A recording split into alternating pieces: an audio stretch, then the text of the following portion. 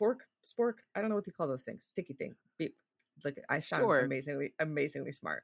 It Anyway, it he's sounds like you doing watched the this movie. I did. Do you know what I mean, though? Like, it's like your brain kind of like you have to let yourself kind of just, like, either smoke a bowl before you watch it or just let yourself degrade a little bit because it is a stoner comedy. So you're just like, Sure. the thing where you stubbed the thing and you shoved it on the head. Welcome to Horror Movie Survival Guide, Disco Citizens, the podcast where gorehounds And best friends, Terry Gamble, and Julia Marchesi break down a different horror movie each week, exploring a multitude of genres, subgenres, and subgenres, classic and cult, international, and underground flicks alike, determining which films are the goriest, and offering up Horror Movie Survival Guide tips to help you stay alive. Disco Citizens, we are back for another episode of Horror Movie Survival Guide. I am Julia. And I'm Terry. Oh my God, Julia. You know what day it is? Like when we're releasing this episode, it's going to be 420. Well, we might have chosen that specific film for a reason. This is 1999's Idle Hands. The title of this episode is You're Kinky. The tagline for this movie is, "The devil will find work for idle hands to do, but what happens when he chooses the laziest teen slacker in the world to do his dirty work?" This was written by Ron Milbauer and Terry Hughes Burton and directed by Rodman Flender. And this was, surprisingly, a first-time watch for me. I'm sorry, what? Yep, crazy, right? Somehow this one slipped through. I think it's because we were in England. This is 1999. Oh, yeah. So I think it's one of those ones that I missed. Okay. Like it already come, you know what I mean? Like I Yeah. remember High Fidelity was like that. I missed that in the theaters both because it was like I was in England when it was in America, and then I was in America when it was in England. So it was a no-go. But yes, with this cast, how can you say no? And I will say that I had always been quite neutral, leaning towards Devon Sawa, but then last year had a personal encounter with him that changed my mind because I sat next to him at the Long Walk premiere and he was wearing this light blue Angora sweater that was like the dream of dreams, and I was like, it looks so soft, and he's like, you can touch it, and I was like, okay. And I was like, the fact that he was wearing that sweater, A, amazing, B, he let me touch it, and I was like, now I'm like, okay, cute. now I'm on your side. And it probably looks so good with his little eyes. He probably looks so scrumptious. Oh, what a cutie. Look at you. Yeah, we shared a what the fuck hung out with moment. Mark Hamill. Yeah, because Mark Hamill was sitting right in front of us. So he and I had the what the fuck Mark Hamill moment together. We looked at each other like, what the? This is crazy. So that was fun. What a Hollywood freaking dream you are. I know, Julia. right? You know, this is Hollywood can change your opinion about somebody behind the scenes in a good way or a bad way, and this one was a good one. So it's happened both ways for us on, I think, many occasions, sure. like depending on the human, and it's so hard. And I feel I always give everyone a little bit of grace because sometimes you're having a bad day or whatever's happening or whatever, you know, and it's like, you know, sometimes you don't want to encounter a crazy fan like myself or something, but man, that's so cute that he had a soft sweater and he's like, I see you eyeing my sweater, dear lady. You I would like to can stroke touch it, please. Yes, Yeah, and I did. said, Huzzah! Oh, so, hello. Amongst the very few, I'm sure, who've ever touched that sweater. So let's talk about Idle Hands. This is a Halloween movie, so our board automatically, right? Right, a stoner Halloween movie, and also with an amazing like comedy legend of Fred Willard, rest in peace, as the dad. I was like, oh, you got me with these parents. And this is one of those great 90s horror moments where we're only going to get them for a few minutes because they about to die real quick. Bless them. But I also want to shout out, I rented this movie, I have to say, from Videotheque. Yeah. And I love that they write the little titles on there sometimes to try to match the like movie. So anyway, I just want to shout them out and my little renting the Blu-ray to see this as well. Yes. Renting it is the glory. It's like it was 1999 again, you know? It was That's how it felt. I was around. like, yeah. Do you got this movie, Idle Hands? Hey, and my friend Dorothy's like, yeah, girl, I got you. Let's go. I was like, okay, let's go. So there is some glow-in-the-dark paint on the ceiling, and mom and dad are going to bed. And when dad goes down to investigate the noise downstairs, doesn't come back up. Mom goes downstairs, slips in some blood, and then gets dragged under the bed with much munchings and crunchings. And we have their little animals too, are like kind of part of milieu, and it's like, oh no, Miss Bones, the little white cat, and we got their dog, and it's like, oh no, is everything gonna be okay? And the animals are noticing stuff's afoot, but we have the stoniest of stoner's son, Anton, who wakes up in the morning to his little Walkman, and you know, goes downstairs, try to go get his breakfast, out of milk, like things are happening. He's yelling for mom. But no one's there because he hasn't even bothered to look up around and notice because he's too waked and baked to notice that his parents are dead. in his own home. So he has an inhaler around his neck, and you're like, okay, must be a heavy asthmatic. Oh, no, that's just a secret pipe. Ha ha ha. Very nice. Very nice.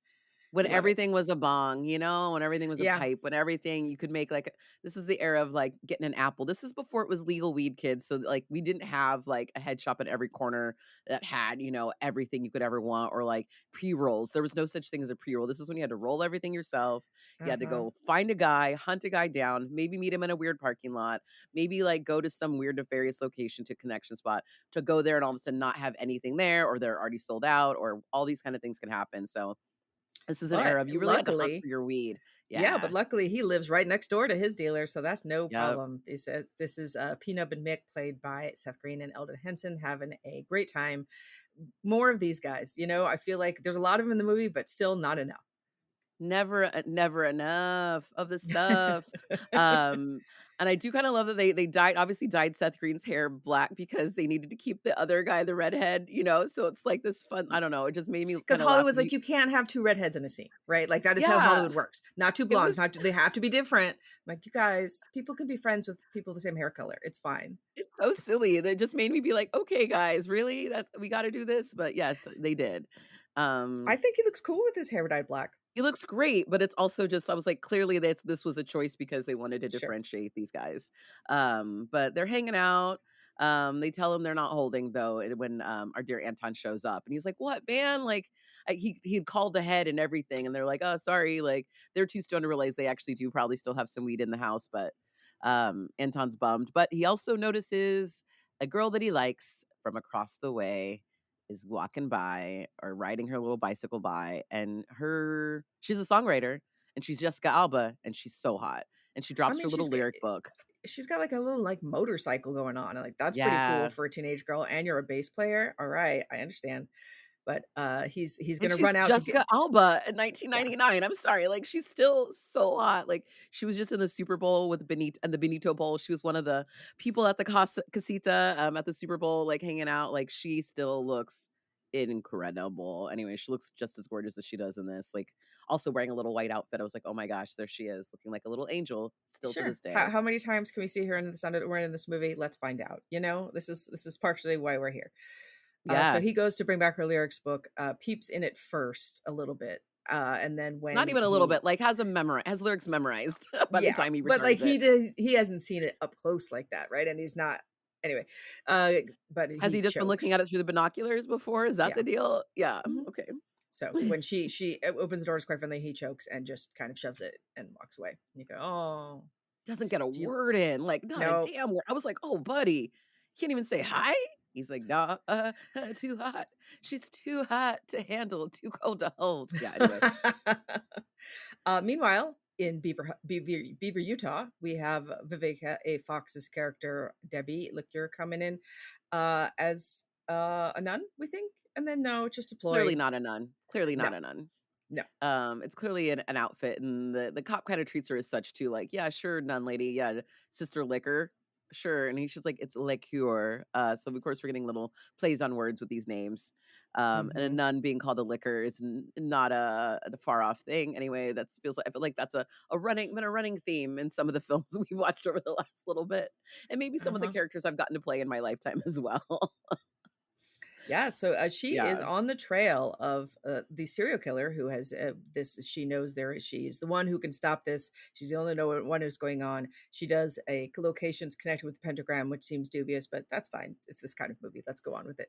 She's got to find out where to go next. Charlie Day brings the map basically. Yeah. And it's like, okay, I see where the next killer is happening. And so she realizes there has been a string of murders in this town of Bolin, Bolan, not bowling, but it sounds like that.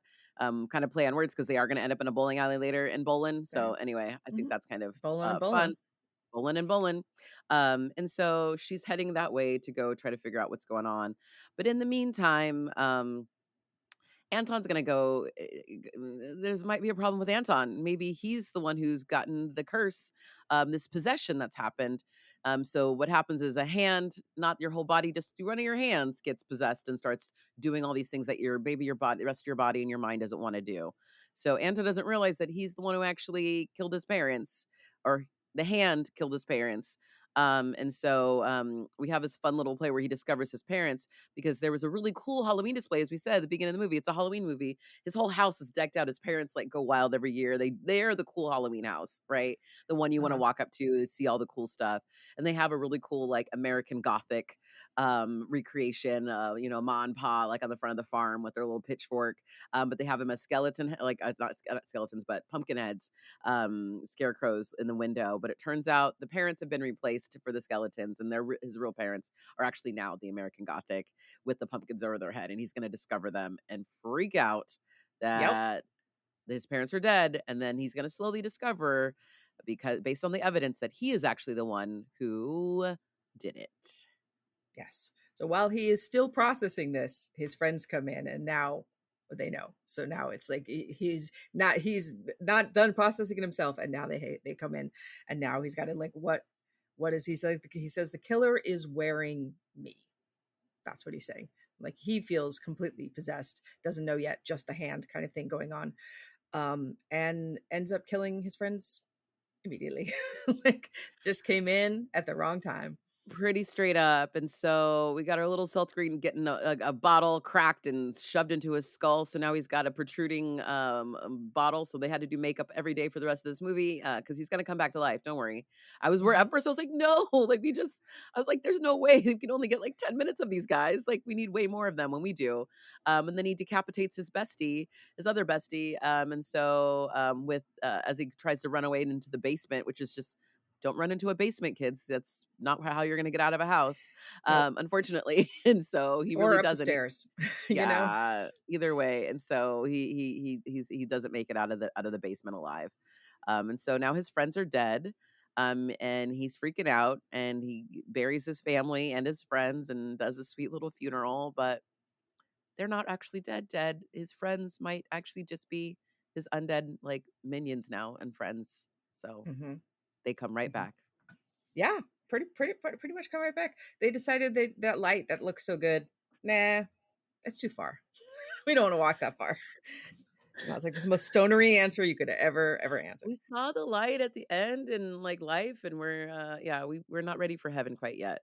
But good thing they aren't, because Anton could probably use some help, even though they might not be the best helpers, because every time he's about to defeat the hand, they thwart it, or they show up, or they mess it up somehow, even though they're trying to do something nice every time.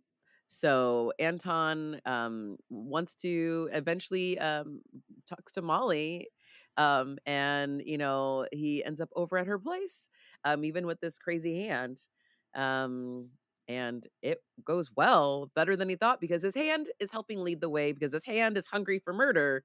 But Anton is hungry for Molly. And so it's like a tete-a-tete between his guy and his brain and his hand to get into her. Well, he straight up grabs her, and she's like, oh, I didn't know you would be like that. Okay. And loves it. Like, she's so on board with everything. And she was like, she must have been in love with this guy for a very long time, because there's no way that all of this would slide. But you're like, that's fine. It's fine. We also they clearly have mutual like across the street crushes from each other, right? It's like that thing where you grow up, you're like, maybe that's the person. I don't know. There's that thing in childhood where you're just like, oh, that's like gonna be my person, and sure, you have the long crush, the long game. Anton goes to Randy, who is one of his neighbors, who's like the hardcore metal guy, for help, because he knows about Satan, clearly, because he listens to metal music where they talk about Satan all the time. We have this kind of unbelievable scene at the burger jungle, where like it was giving me like Toxic Avenger vibes for a while, like when they had like the fast food like battle, and I was like, oh, interesting. Okay. Yeah, because a couple of people have died at the burger joint as well. And so because there was murders there was these twins that got murdered. We've seen their ears, unfortunately, back at Anton's house. So we know he's also part of that somehow too. So he goes down to the burger jungle. And so there's a lot of people there, because there's people paying their respects, adding to like a shrine memorial there. There's a hot girl there that I love that we have Jack Noseworthy here, who I adore. He's what a 90s also like actor, like, hot boy of the era. And he's really great in Cecil B. Demented and stuff too, with for John Waters as well during this era. Anyway, and he is, reaping the benefits of funeral vibes. You guy who goes there just specifically to pick up on the girls. He sees a hot girl and he's like, oh, she's in distress. Are you sad? can I make you feel better? Can I make you feel happier? And you're like, oh, buddy. Oh, That's come on. such a slime ball move, isn't it? Really, like, let me take advantage of your grief. You're like, oh, come Well, on, can't like you now. I don't know. I don't know. Look at me. I'm like, I don't know. It's just sometimes like weddings and funerals make people horny. I'm sorry, but they kind of do. They make people Mhm. realize their own mortality and checkpoints in life. And so if that happens to be the case, I'm not mad at, anyway. Anyway, the cops arrive. There is a noise complaint and things going on, and so Anton has decided he knows now the idle hand is the devil playground, so he wants to keep his Well, hands busy. that's what our Jack Noseworthy tells him. He's like, Yes. what has the devil taught you through the music? And he's like, idle's hands are the devil's playground. And he's like, oh, so literal. So literal. He's Yeah. like, okay, then I won't do anything with this hand, or I'll keep my hand busy. It's not a bad plan, except, people are going to keep coming in when he's telling them to get away from him and he can't help himself. And these cops come in and we got knit a needle through the ears out the other side. Pretty good. I like this. Oh yeah. effect. So because he's knitting and he's not knitting well. As a knitter. I see. Like I never know when I look. You have the look, the crafter look. Yeah, I was like, he's not actually knitting, guys. He's doing his best. But he's it probably doesn't matter, right? He literally just has Yeah. to keep his hands busy, so it doesn't matter if he does it or not. Yeah. And then the cops do this thing where they're like, put down the needles. And he's like, I can't put them down. You just need to put the handcuffs on my hand, because if I put them down, bad things will happen. And the cops don't get it. And so it's like back, forth. And it's like a holdout until finally the cop ends up with the needle in his ear. Yeah. Yep. And we also have Sean Whalen as one of the cops who gets a taser to the face, dead within seconds. Very nice. And so now Anton has had enough. He has decided the Bagel Guillotine will be how he will lose his hand. And you're like, oh, please don't do that. I love that too, because even Pnub's like, that thing's never even strong enough to do the bagel. Like half the time, like if you have a little bagel guillotine that like cuts your bagel in half, 9 times out of 10, that thing it needs to get sharpened like immediately. Like it works for like 2 minutes, and then you probably need a sharpener on it. And so it's certainly not going to work. And it doesn't. No. Nope, that's okay though. But they try to get another implement, but before the butcher knife, they tried an electric cleaver, and then ends up getting Seth Green yanks it out of the wall, and he's like, "Oh man, I'm sorry, buddy." Like we break it. Like it's just the comedy of errors of them trying to get it done is really cute. But he does do it, and I feel like I was quite surprised that he went through with it. I was like, "Oh, okay, he really did it. Cut it off." I put the hot iron on it immediately to cauterize the wound. We got no bleeding problems. And I was like, "That's horrible, but okay." But he also needed the team, because he couldn't have done it on his own, because the hand is so strong. Because the hand is like, every time he tries to get it, he's like, runs away. So he's trying to get it. And so the fact that like he has Pnub bite on it to like keep it from moving, and so like they made a system, and the cauterizing, incredible. But here, like like if he had just been, I mean, I know he's a stoner and he's supposed to be stupid, but like if he had just been smart enough to tie the hand down while he cuts it off, right? So that once it's off, you can immediately destroy it instead of just letting it run away like Thing from the Addams Family. But that's immediately what's going to do. But he didn't realize that he thought if he cut off the hand, he cut off he was the power to like, he would be dead, but he didn't realize the hand would continue on. And the hand is absolutely, it's a Thing. Addams Family running around evil, but the evil version of Thing, because Thing is a helper and a sweetheart. And it's skittering about. And of course, it's going to go looking for what it shouldn't. And one of the things it shouldn't is Molly, his crush. And she shows up to the house looking so cute, getting ready for this dance that they're supposed to go to. Yeah, he had agreed to go with her. And so now she is at his house because he was already late. And now she has come over to see where he is. And she's in a tiny, sexy angel costume. And so he ends up putting the hand in the microwave, which is pretty fucking gnarly. I was like, good, pretty good. Well done, though. It seems to zap it. Yep, and now the hand looks like a seriously dead hand. It turns all kinds of colors, and it's gross and disgusting. But of course, the homies have left to go get their first aid kit to go help with the hand, and like making sure it doesn't get infected, and like the nub rather now.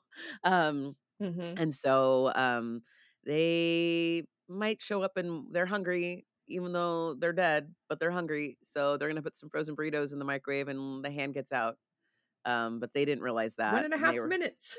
2 minutes. Ugh. Pnub Yeah. eating his burrito and it's slishing out through the hole through his neck because he had put Mick had Jerry rigged a thing where he put a knife kind of spork. I don't know what they call those things. Sticky thing. Beep. Look, I sound Sure. amazingly smart. It Anyway, it he's sounds like Jerry you rigged a thing watched to this put. movie. I did. Do you know what I mean, though? Like, it's like your brain kind of like you have to let yourself kind of just like either smoke a bowl before you watch it or just let yourself degrade a little bit because it is a stoner comedy. So you're just like Sure. the thing where you stubbed the thing and you shoved it on the head and he Yeah. looks great. And he also put some duct tape around his neck because his neck is sliding around and his head is not super secure on the stick that they have jerry rigged. And yes, and the To keep his burrito head on his is body. smushing out through his neck and it's really fucking gross. Yeah. So let's go to the bowling alley. Oh yeah. Why not? Why not? Bowling Tell us and about the bowling bowling. alley. Oh yeah. So our dear Debi Liqueur shows up, hot, looking for a dumb man with the stupid hand is basically what she's looking for. And so she's looking at all these guys and they're doing the little thing where they're itching their little fingers above the bowling balls and stuff like that, and like all these little things. So she's like, could be any of these people. And I'm like, yes, it could in your bowling alley. That's exactly what people's little hands look kind of like. They do little motion that the hand's been doing.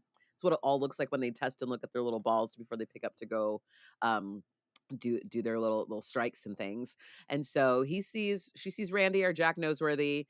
He's there and he notices how hot she is and he's like, ratata, azinga, bazinga, I'm gonna talk to her. And so they end up talking and she's like, you wouldn't believe me if I told you. He's like, try me. Tell me what the hell you're here in town for. And she's like, well, actually, I'm a Druidic priestess, and I've been led all the way from, my line to my family. I know how to stop this thing, and I mean that's what I'm here for. And he's like, strange you would say that because today I had a homie say his hand was making him do weird stuff, and he looked crazy.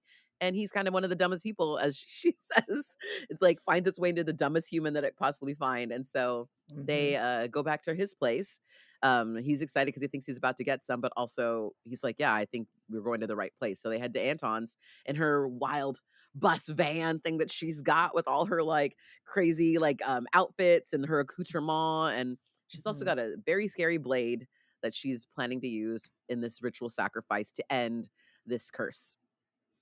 Yeah, but they end up hitting her with their car as they back out of the driveway. So that all kind of goes not even their car. They're stealing Randy's car, and he's pissed because he's got this big fuck you truck that's like truck man. It's a big lifted, big black truck, and they can't see shit out of the back of it because it's so high. So they like literally run her in the face with the trucks that's so high. But she's fine. She's fine. Well, she's gonna get some mouth to mouth from Randy, and he's happy to do it. And at least she has a vehicle as well too, so they're gonna follow them to the dance. But in the meantime, the hand has been wreaking havoc around the town. It's got Curtis and this hot girl in the car that are making out in the parking lot of the school dance, and they are so cute in their little kiss outfits. They're dressed up. They're ruining their makeup. I know. Can't make out in a kiss outfit. That's the hard part.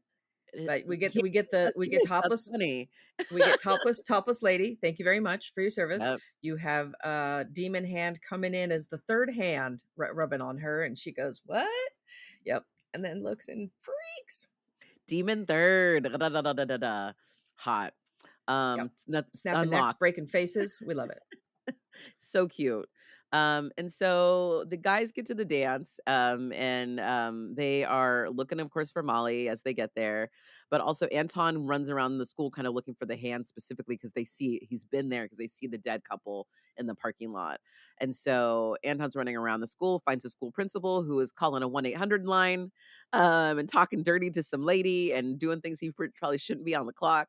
And the hand comes and finds him right away and takes the principal out as well, which is a fun little moment. And then the hand ups its game. It gets in a pencil sharpener and sharpens its fingernails, and it's so gross as like it goes in the pencil sharpener. But now it's got like these sharpened little pointy, bony, fingernails at the tips, and so it's even more deadly than it was before. Yeah, and we learned that Debbie's just like the host of evil must die, so just gonna have to do that. And like, oh, okay, but look, not just the hand, we can, make a deal, like that kind of thing. And then they have to do it. We have to find out this is a very specific day and time. The reason the hand is doing this, they only have 6 minutes till midnight, druid time, in Because order it's to almost do 9 this. o'clock, West Coast, whatever the heck, I think it's West Coast time, wherever the heck they're at this dance. It's like, no, Druid time, not this time. And so they're like, oh no, it's nowhere near midnight, but it's close to Druid time, midnight. And she realizes, oh, the hand has been set free. She's like, why would you do that? Now that the hand doesn't have a host and not anywhere, now it's just running around all the everywhere. It's going to be so much harder to catch. But they're on a mission. They got to find this hand, and they got 6 minutes to do it. But we got and we have Anton jumping on the stage trying to tell everybody to leave because he's all going to die. There's this crazy thing, and he gets booed off the stage. But just then, the hand comes, rips the scalp off the lead singer. Very nice, very nice. So hot. And the whole school, of course, finally freaks out because at first everyone's like, boo, like you're ruining the vibe of this party. It's that whole thing of like yelling fire in the theater kind of a vibe. And it's like, no one is going to believe you. But, and then the can gets its little pointy fingernail and cuts down the truss from the lights. And so the whole gym is like, everyone just scatters. And so all the kids are running. They're not sure where to go. Pnub in the meantime had been hooking up with the little devil girl, even though he's dead, and his head is not super stable to be making out, but he's been hooking up and like making out all night with the cute little devil girl, which is Molly's bestie. And so the devil girl and the devil and angel, Molly and her bestie crawl into an air duct vent, thinking that they're going to go somewhere. And she's like, I don't think this is a good idea, but Molly kind of blindly follows her bestie. The hand follows them immediately as well. They're about to escape as they figure out how to get past a really scary fan that looks like it could cut them up real bad. But they find a way to jam the fan and get out of the duct. But Molly makes it out, but her bestie does not. She gets the hand puts real a bad rope around her neck and hangs her and then yanks her into the shaft. So it's just a big bloody mess. Very, very delightful. Yeah. And so Molly is now, we have now jumped, the hand is hiding, they're in the car shop. Molly's now tied to the car. There's going to be a ritual thing. Well, they go through the art room take over the universe. Because the hand has got to get a costume. And so this is great. The hand puts on a little puppet outfit from the art room class. And it's this little evil puppet face, and it's so cute. So they can give it some actual, like, even though the hand is also very animated, that gives it even extra level of like silly, and also a little extra level of actually expressions. So now they can do little things with the little puppet eyes and face. Okay. So then we end up in the auto shop. Yes. After we've been in the art room. So she is tied to this car. It is going to be going up to the roof and smushing her against the top of the the ceiling. Right? Yeah. From like the what is that thing called? The lift, like the lift that lifts up the car so you can work on it underneath, whatever. Yep. The air compressed lift. And so the guys try to stop it, and but the little hand got his hand on the lever that's lifting that, the truss up and lifting the car up to the ceiling. But what are the guys gonna find? Pnub happens to find Mighty Joe Bong.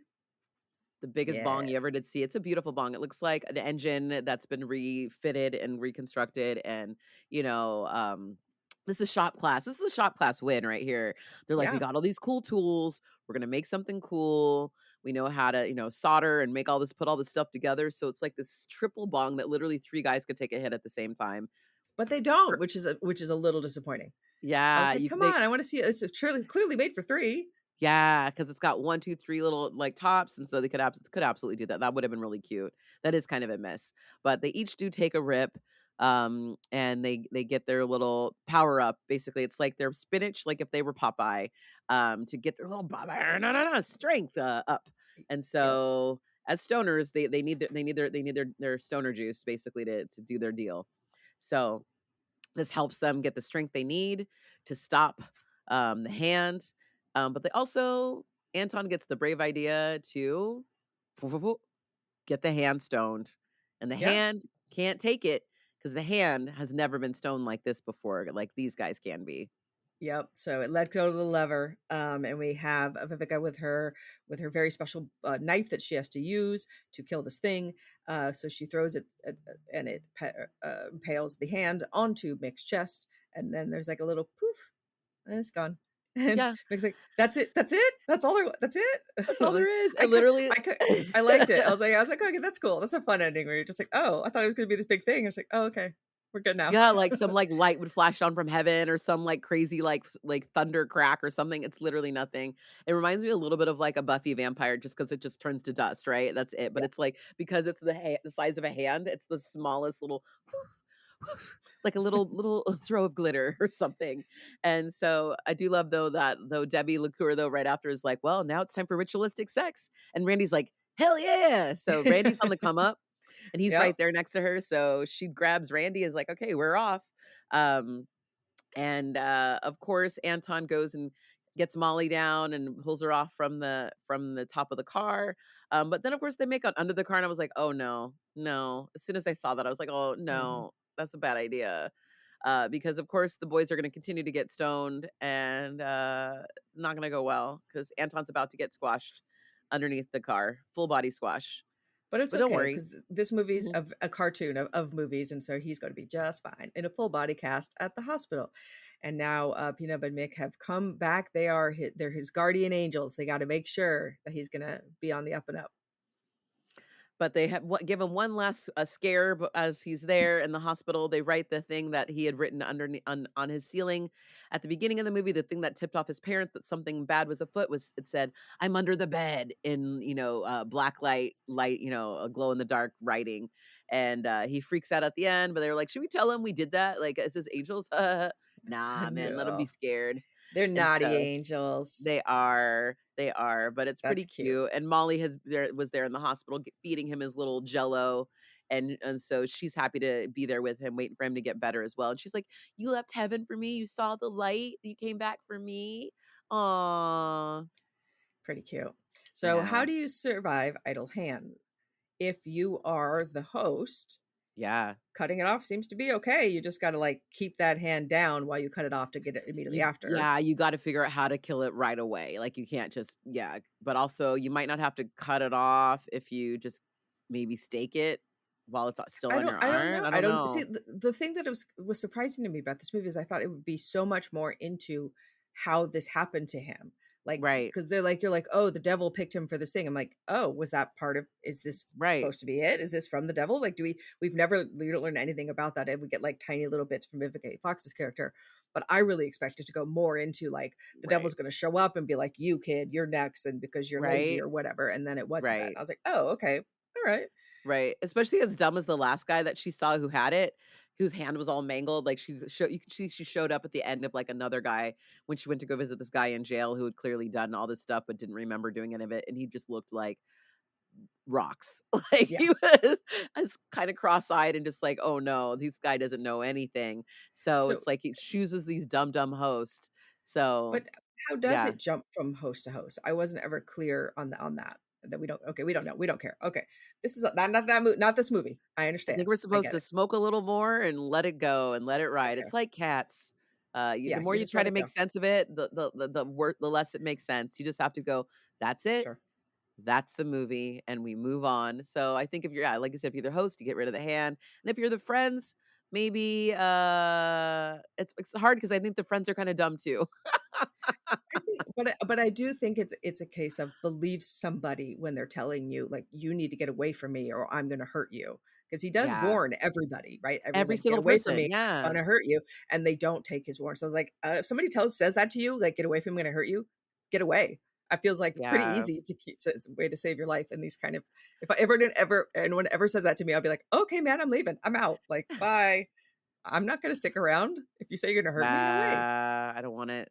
And it's so funny because I think it's just because he's been so sweet, and even Molly was like, "You've been nothing but like a sweet little bunny. Like you're not gonna hurt me." Like she thinks I think she thinks it's like that kind of like I'm gonna hurt you like emotionally. You know what I mean? Though, like I don't think she understood that it was like, no, I could murder you right now, even though we're about to make out. Do you know what I mean? So yeah. Anywho, good times. So if one of your friends shows up and is kind of not like themselves and looks like they're pretty violent and says they're gonna hurt you, then don't be around Yeah, that. maybe don't. Okay. Yeah. Gore factor. Yes. 1 is not enough blood to fill a Dixie cup. 2, a puddle of blood. 3, enough blood to gross out the average viewer. 4, a bathtub of blood. And 5 is run for the barf bag. This is a 5. We got decapitations. We got burritos smushing out through cut necks. It's all sorts of gore. We cut our own hand off. So yeah. And we cauterize the it. wound. No problem. Yeah. It's pretty gross.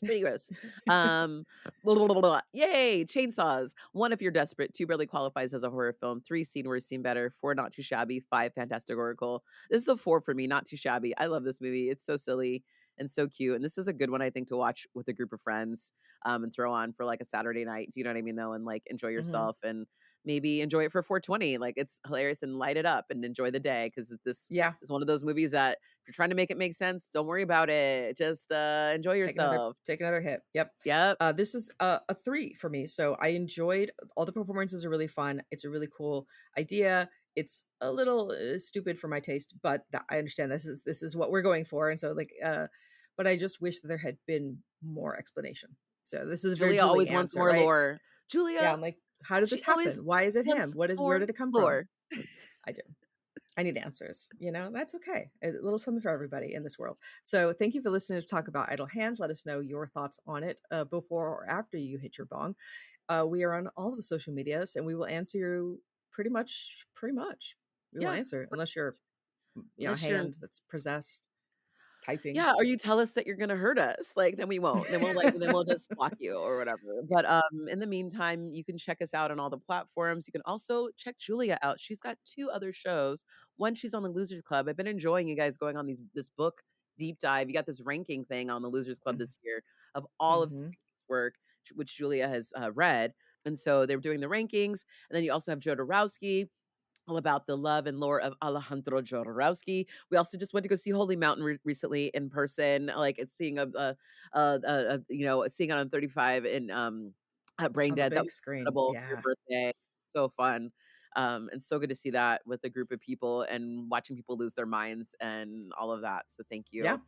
So you can also find us on a Patreon if you'd like to subscribe. We also have a Teespring store if you'd like some merch. And of course, if you'd like to mention us to your friends or do a like or a comment on any of our and check out Julia's movies, Out of Print. Yes. She's got an amazing documentary that is doing its 10-year anniversary tour this year. And she's also got an incredible film called I Know What You Need, which is a Stephen King adaptation. And so check that out. If you want more information on it, you can check it out on the links below, or follow Julia and hunt her down. She'll share the info. She'll share the digits with you. Share the info with you. Crack the codes.